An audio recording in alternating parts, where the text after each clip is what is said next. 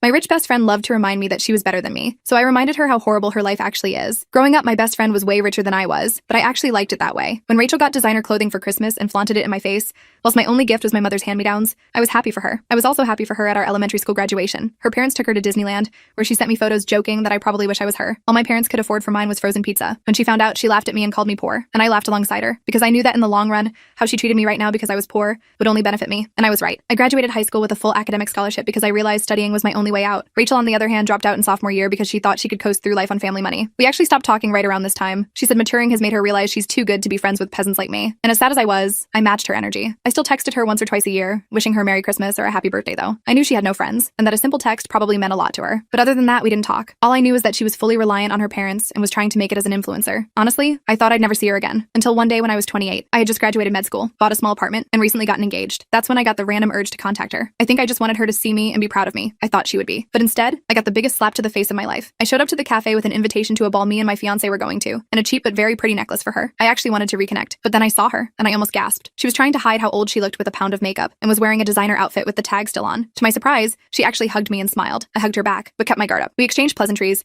but as soon as the waiter took our orders, her mask fell apart. She snapped her fingers at him like he was a dog. We began catching up, and I quickly found out she just got cut off by her friend group over a joke she made. She refused to say what the joke was, though. Either way, I saw this as my chance to invite her to the ball. Rachel, I said, Paul and I are going to the ball. Do you want to come? Oh, I'm a doctor going to a ball with a man who's probably cheating. She cut me off. I just stared at her and saw the resentment in her eyes. It had been 12 years. No way was she still like this. I tried to talk again, but when I did, she did the same thing, except now she threw insults, calling me La Brat and my fiancé, who she's never met, a lowlife. I was taken aback, and for the first time in my life, I fully saw just how pathetic and insane Rachel was. I gave up on the invitation and took out the necklace and gave it to her, but instead of thanking me or even trying it on, she took it too far. Wow, this looks like something your hobo parents found in my dad's dumpster and gave to you as a present. My jaw dropped. My body filled with so much rage, I felt my face turning red. I looked at her dead in the eye, my hands twitching with anger. In response, she looked up, except instead of making eye contact, her head started darting around and avoiding me, almost as if she was terrified of what I was about to do. It took every part of me not to stand up and use my 3 years of kickboxing on her. Instead, I did something even better. I simply kept staring at her and began taunting her deepest insecurities. Hey Rachel, I said, my voice low. How old were you when your dad kicked you out? She went red. Remember how it felt when you realized you were nothing without him? She started to tear up. I know you, Rachel. You wake up every morning in tears, wishing your dad would keep giving you money, wishing every man you dated didn't leave, wishing you didn't look so old, wishing you aren't going to die alone in a crappy condo you rent in a part of town you're too scared to walk outside in. She was fully crying by this point, her mascara streaming. But I didn't care. I even took out the ball invite and slid it across the table, telling her this was her final chance. With that, I walked out. Looking back, I shouldn't have invited her. Turns out my words had hurt her deeply. So deep, she decided to show up the ball and at it, ruin everything I had ever worked for. The rest of the story is on my channel and linked below.